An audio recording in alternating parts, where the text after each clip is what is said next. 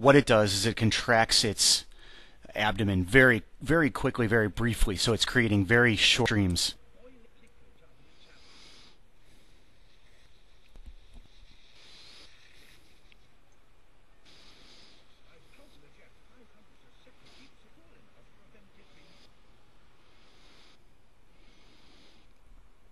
So you see the example of how living things are able to manipulate chemistry in such a way to make life possible. This is a great example of natural selection, the production of this adaptation which protects this organism.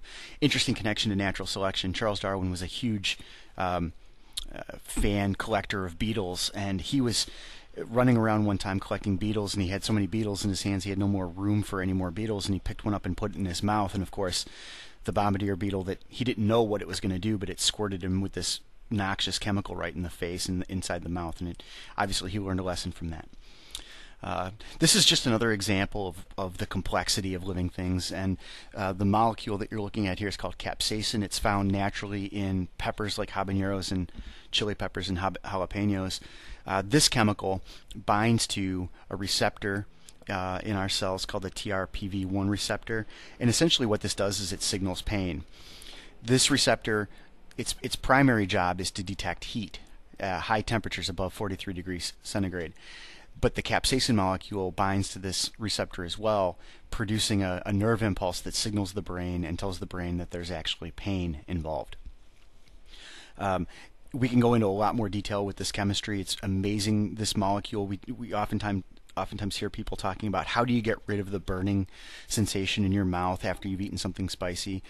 You've got to understand chemistry to be able to understand that. This molecule has a very long, what is called hydrocarbon, hydrophobic nonpolar tail. That means it's not going to interact very well with water, so water won't work. The best thing to do is drink something that is that contains oil in it or fat, like milk, for instance, is a great way to get rid of the pain. One last slide here relating to the complexity and elegance of life is just a quick comparison between endorphins and morphine. Endorphins are the chemicals that are released by the brain. They're sort of natural pain relievers. They dull pain. Notice that on the endorphin molecule here and on the morphine molecule here, you have two identical chemical groups, and those chemical groups interact with the receptors in the brain the same way. What they basically do is they block that pain transmission signal, so it dulls the pain. All right, so we're going to move along to the kind of overview of what we're going to focus on in this presentation. Obviously, you can see here that we're going to begin by talking about matter and atoms today. We'll move into some future discussions surrounding compounds and molecules. Eventually, that'll lead us into a discussion of chemical bonds and reactions. And then we'll finish up looking at how water provides really the essential environment for life on our planet. And that also involves ions, living cells, and pH. Okay, matter. Matter is pretty much the basis for what we're going to talk about right now. Living things are made of matter. Matter essentially is anything that has mass and takes up space. If you ask somebody to describe to them what biology is, they'll tell you it's the study of life. Most students, even after they've taken chemistry, have a hard time articulating what chemistry is the study of. Well, chemistry is the study of anything that is. It's essentially the study of matter and the interactions that make up the matter that we see around us.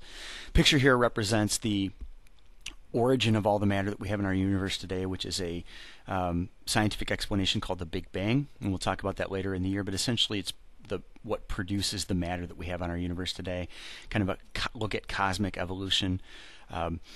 All the matter that we have on our planet would be identical to matter that you would find elsewhere in the universe. It's the same building blocks. Matter is made up of building blocks called atoms. Atoms are the basic structures. You probably are familiar with atoms already. They have a basic structure which consists of a nucleus, and then surrounding the nucleus there is what's called an electron cloud. There are many atoms that are important for living things. Probably the most important atom for living things is the carbon atom. Carbon plays an extremely important role in building large molecules. All the organic compounds that we'll talk about later in this unit are built on carbon structures. So carbon's key. Okay, transitioning now to elements. Elements are substances that are made up of only one kind of atom. And as of 2010, there were roughly 118 known elements. Those are elements that scientists were able to either identify directly or through experimentation were able to make in the lab, even if they didn't last for a very long time. 6 of those elements are really critical for making up the majority of the compounds that are found in living things, and you can see those 6 elements here: carbon, hydrogen, nitrogen, oxygen, phosphorus, and sulfur. You can call that schnapps. It's a nice easy way to remember it. Carbon, we already talked about, was important for building molecules. Hydrogen plays a really important role also in building, but also in serving to carry electrons back and forth, so for energy reactions. Nitrogen is found in amino acids, which are the building blocks of proteins. Proteins are amongst the most abundant types of organic molecules in living things. Oxygen, also real important with hydrogen in forming water, which is obviously the important solvent for life on Earth. And also oxygen serves as an electron acceptor for chemical reactions like cellular respiration. Phosphorus is found in DNA, in the backbone of the DNA molecule, and sulfur is important for holding together the structure of proteins. So those are our key. And again, you can call them schnapps.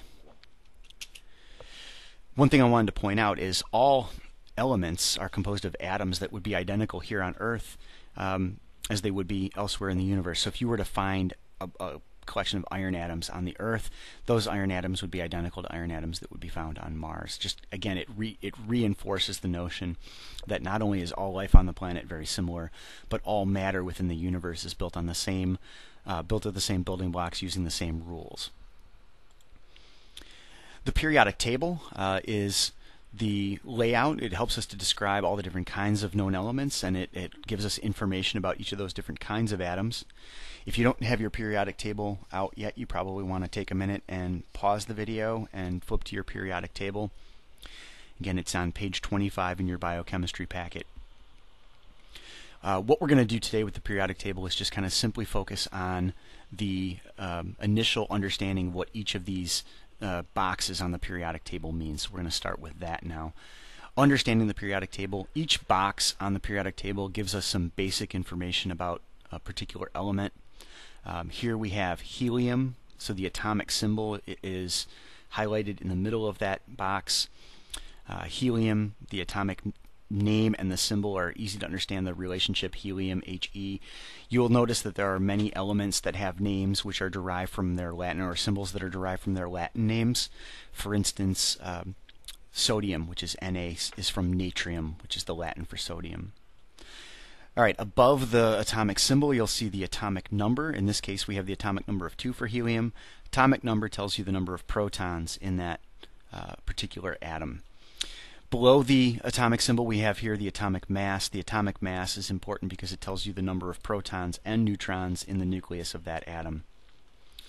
So if you interpret the information from the periodic table properly, you can learn a lot about the structure of each atom, and you can learn a lot about the way that atom is going to behave chemically, which is really important for helping us to understand, as we mentioned earlier, the chemical reactions that are involved in the processes of life.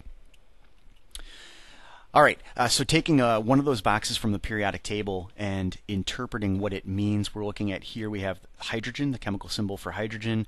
It's element number 1, it's got an atomic number of 1. That tells us that there's 1 proton in its nucleus.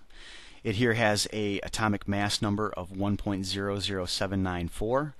We will talk a little bit later about why there is a decimal number there. For our purposes, I'm going to ask you to round that down to the nearest whole number, so that would be 1. You can use the atomic mass number and the atomic number together to determine the number of neutrons. The number of neutrons can be calculated by taking the mass number and subtracting the atomic number. So in this case, there are 0 neutrons. Also here in a stable, rather neutral element, neutral atom of hydrogen, which is electrically uncharged, the number of electrons is going to be equal to the number of protons. So here we have 1 electron in the outer electron cloud here, and then the 1 proton that balances it in the nucleus.